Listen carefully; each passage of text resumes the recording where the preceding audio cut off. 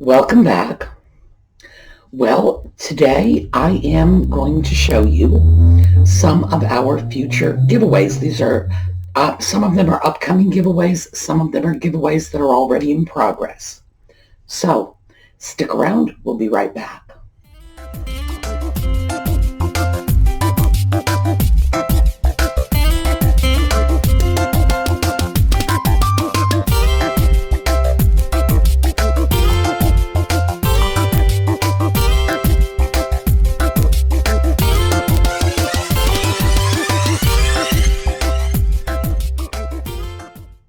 Well, I have giveaways right here in front of me, and I thought we would take a look at these.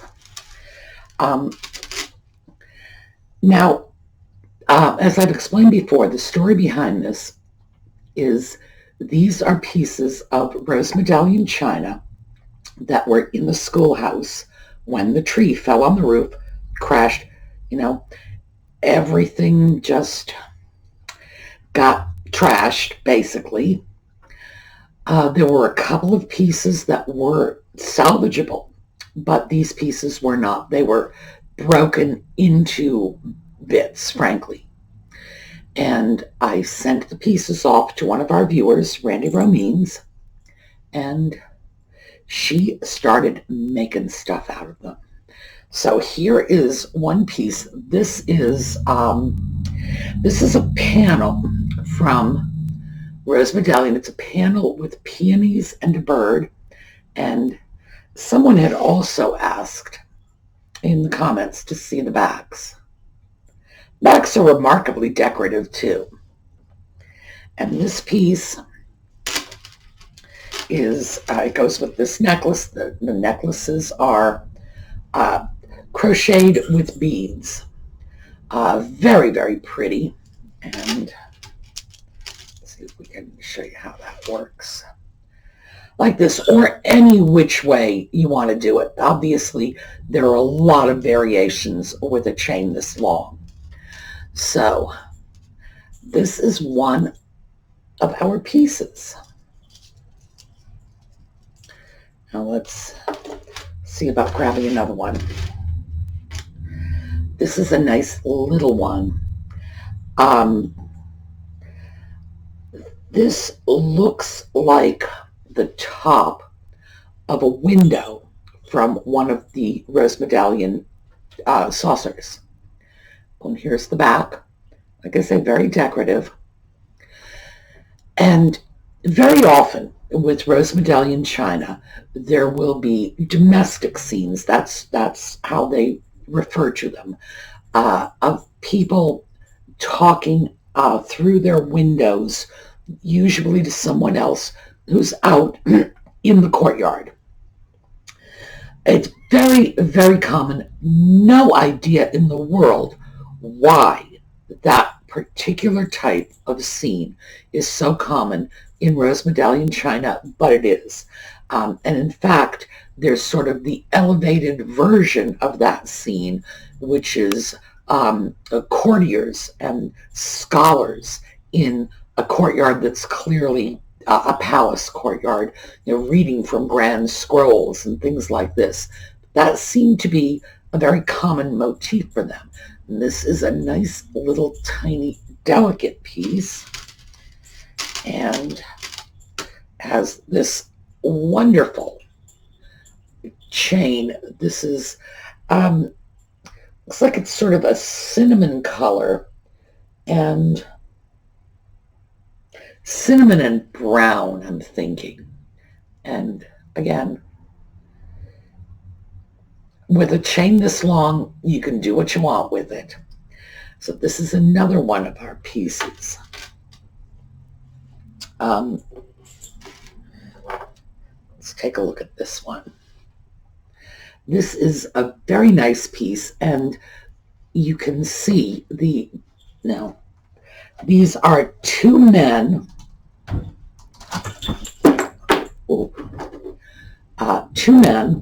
they're sitting outside in the courtyard, and there is another gentleman right here leaning out the window talking to them.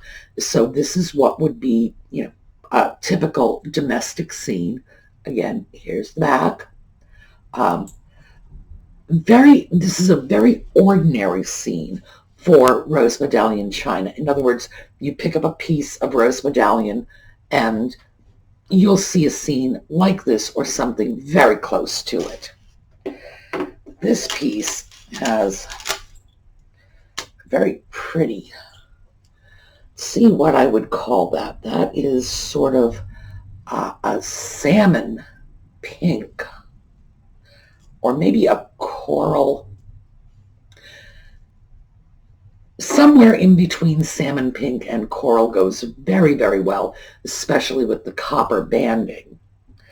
And again, we just sit, well, turn around, don't go that way. Here we go.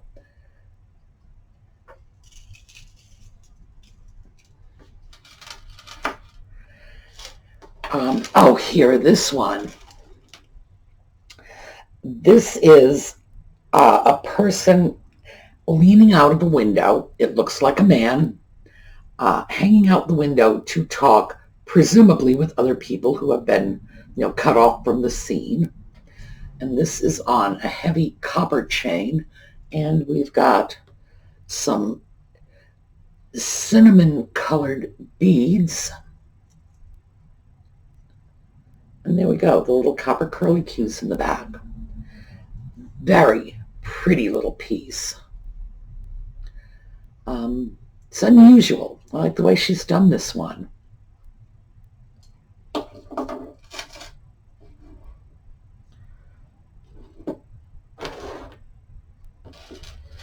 So let's take a look at this one.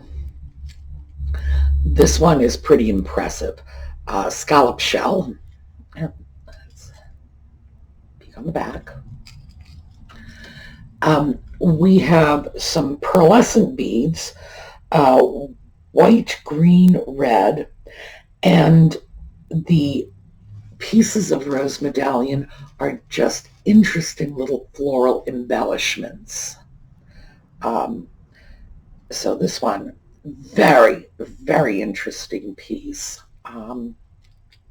Very summery, very beachy sort of with the shell. Anyway, there we go. It's a big one. This one is interesting too. This is our peonies.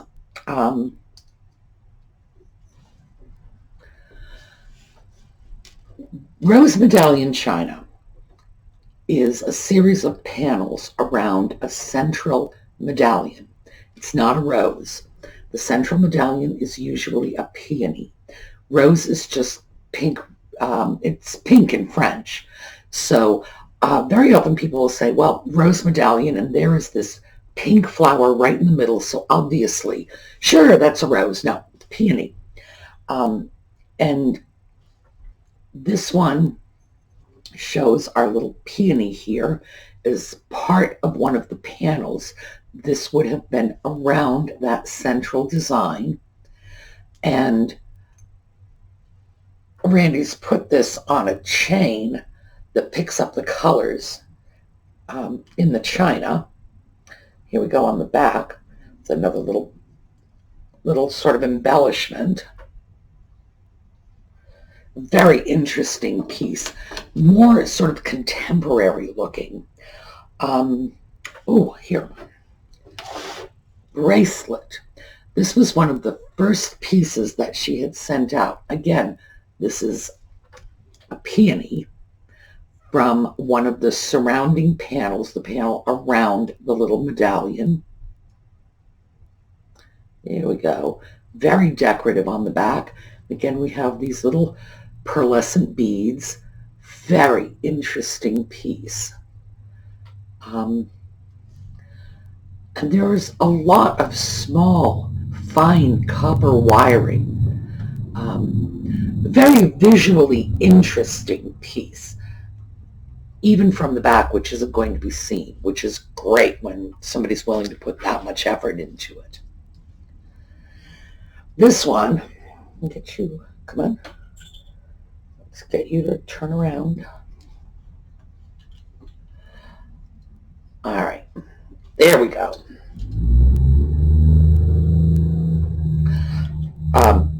This is a really nice scene from one of the panels, a bird with fruit and flowers, and there's the map.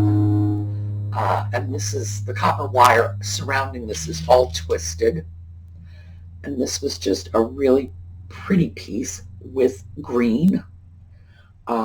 We've got green accents on it and the little green chain. Very nice. While we're on green, let's take a look at this one. This is the one I was wearing the other day. Oh, and here's our back with our little curly cues. And this is a butterfly from one of the panels. And of course, it's on the green crocheted chain with the beads. It's all peridot. And I think I mentioned at the time, this is my birthstone, so I don't know, maybe. Very pretty little piece. And let's slide, oh, here, this one. Come here, you. This is another very contemporary piece. Just a little, almost invisible wire with some little copper rings on it, and this is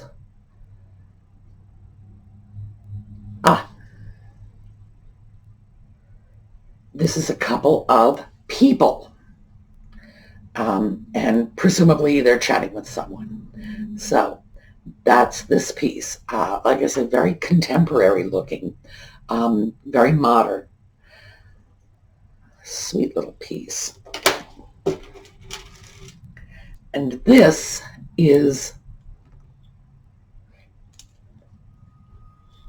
here we go. This is a bird. And here's the back.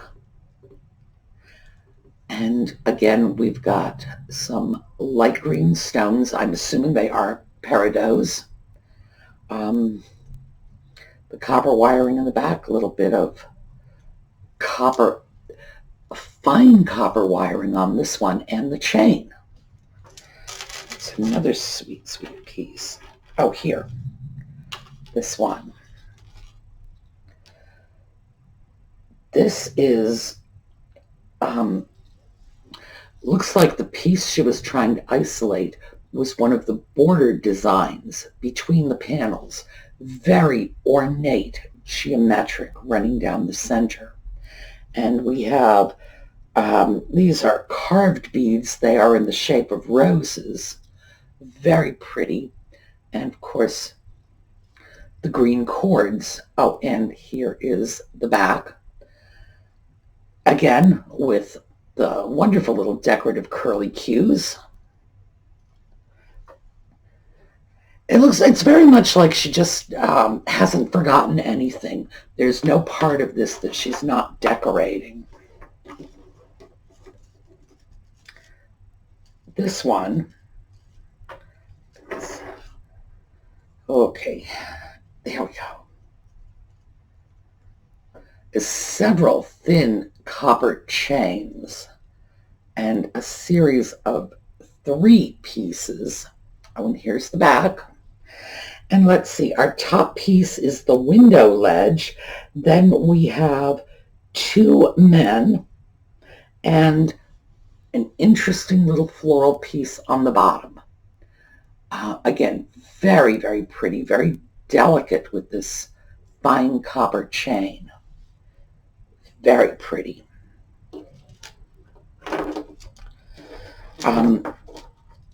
This one, which I believe was our last giveaway, the most recent giveaway. Beautiful pale blue beads on this. And here, let me snag that on. This is a woman leaning out the window to chat with someone, and a little shrub that rather looks like a Christmas tree. Very cute. And here's all our curly cues on the back. And I believe this was the last giveaway, the one from this past week. So, Audie will be looking for a new owner for this very soon. And I don't remember which one was, we had a giveaway before then. We haven't chosen a winner for that yet, but we have another one, and I don't remember what that piece was.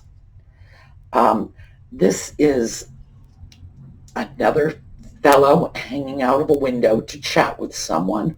We've got some wonderful, large, pale green, I don't know, could be jade.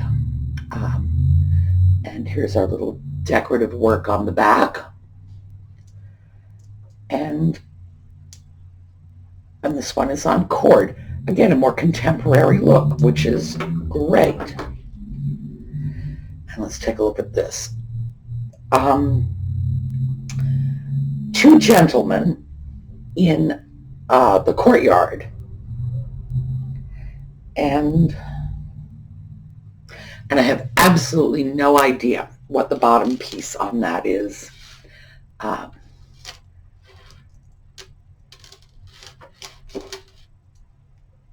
And the beads are translucent, pink and green, very nice. Pick up the colors in the china. And here's the back.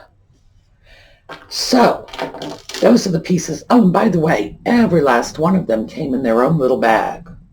So they will be going out in their own little bag too. Now I've taken pictures of all of these, and I will put it together so that you can see all the pictures and, stop and pause and see if you want to take a closer look at something. Hopefully this will be helpful to you when you are looking to figure out which one of the giveaways you want to enter. Now, obviously, you can enter as many of the giveaways as you want. I don't restrict that. They are not restricted. I get this question rather a lot. It's not even a question. It's sort of an assumption. People will write in and say, I'm not in the U.S., so I guess I can't sign up for your giveaways. My giveaways, and the rules state this very clearly, my giveaways are open to all residents of planet Earth over the age of 18.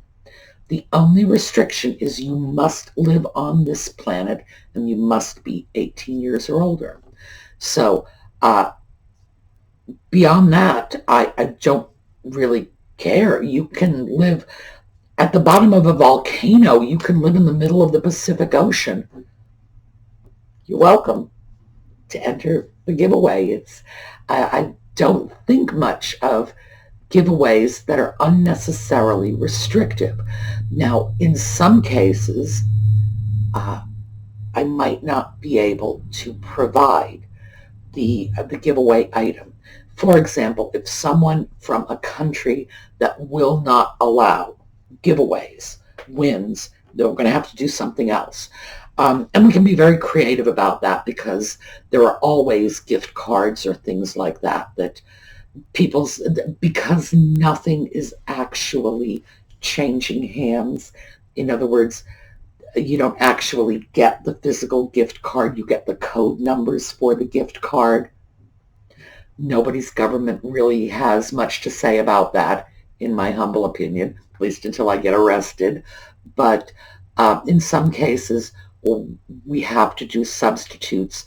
That's not on my end. That would be if you're in a country that says no, or even a state that says no, these things are illegal, then we have to find some other way around it. But no, the giveaways are meant to be available for everyone. So feel free to sign up for the giveaways. All right. Early feedback is we like word origins and their romantic stories. And given the fact that I love words, and you know that, I love words, we are going to have some fun with this book for a while. And I dug through to find a couple of different entries, things that I thought might be entertaining. So Let's start with a word-related word, comma. A comma is a piece cut off. That's the word origin. All right, a host of our terms in rhetoric and grammar originated in Greece.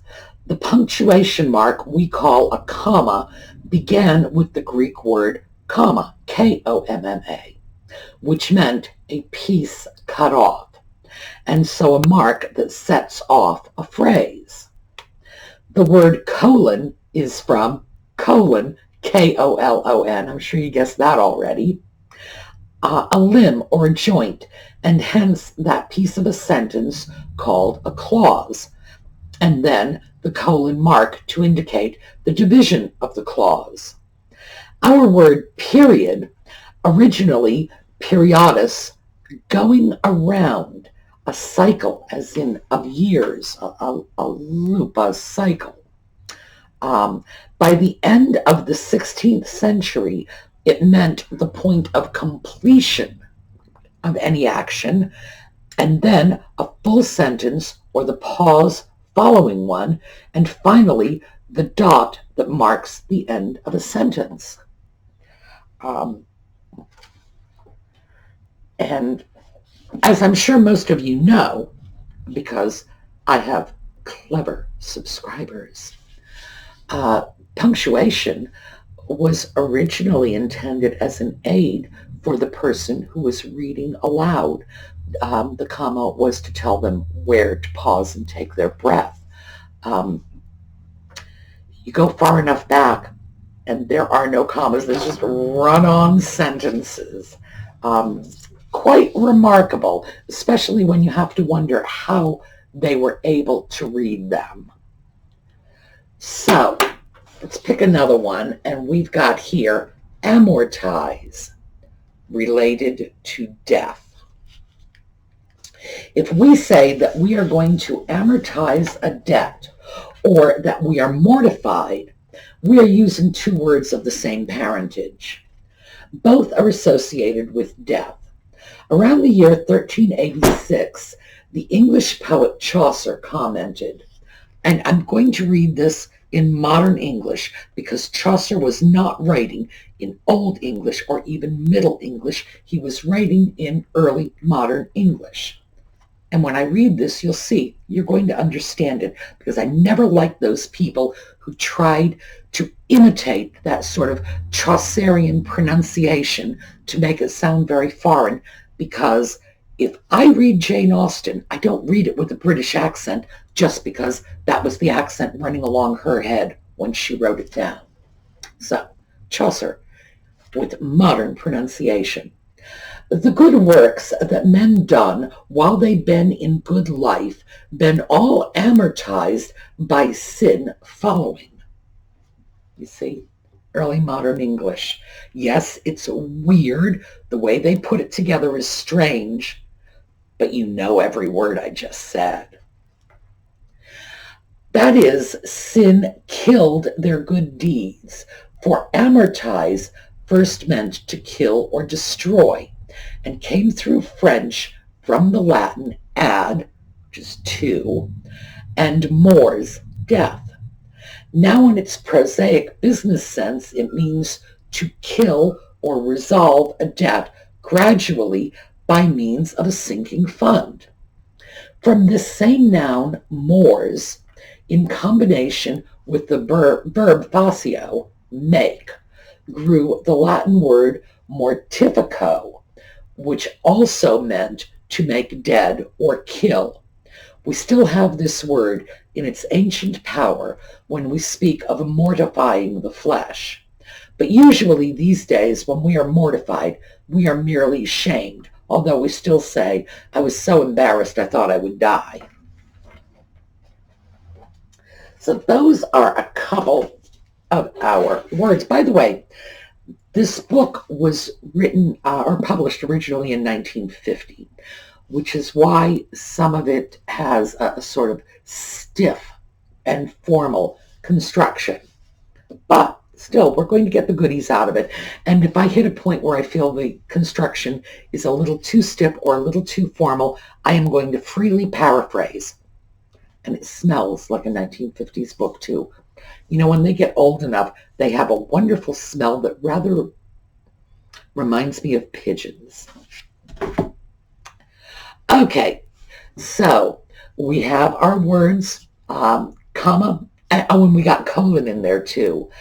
We have amortize, and we now know that Chaucer was not writing in some indistinguishable language that we simply can't translate because it was so ancient. No, it was early modern English. The only reason Chaucer is somewhat opaque to us is the great vowel shift. We had a great vowel shift, and all of our vowels just moved down the line a little so that a photo became foot. And that was the only thing that happened. But if they had standardized spelling, which they did not have, in fact, they have pretty outrageous spelling. But if you were to actually just read what they wrote in Chaucer's day, you wouldn't have a great deal of difficulty understanding it. There would be some words you would need a gloss for, but for the most part, you'd get it. You'd be able to muddle your way through, and after you read for a few days, it would just come to you. So it's not all that alien or strange. It's not like West Saxon, which is alien and strange. We got West Saxon poetry here too. Oh, and somebody had said they want poetry. And I'm thinking, I believe all the poetry I have is, in fact, West Saxon poetry. So maybe we'll do that. It depends upon how adventurous I get. Okay. Have a great day, everyone. Tomorrow, I am hoping that I'm going to get some footage in the morning that I'll be able to put together in the afternoon so that I'm going to get some film together for what's going on with the schoolhouse, because they have stripped the old roof off and the new roof is lying in a pile in the yard. So we'll see how well we do. And with any luck at all, we are going to get some film of our roofers up on the roof banging away. And the Photobob kitty is right over here. He is not banging the table. That was another thing I wanted to address. Geez, I forgot about that. People were noticing that things on the table were jiggling around. Audie was very determined to get my attention. And I don't know if you noticed, toward the end of the video, he finally just gave up and started wailing at me. He wanted to be picked up. He wanted to be held. And when I wasn't doing it, he was slamming into the table to see if he could get my attention. And that's why everything was jiggling around. And when that didn't work, he just started shouting at me, because that's what he does. All right. Have a great day. Hang in there. This too shall pass. See you tomorrow.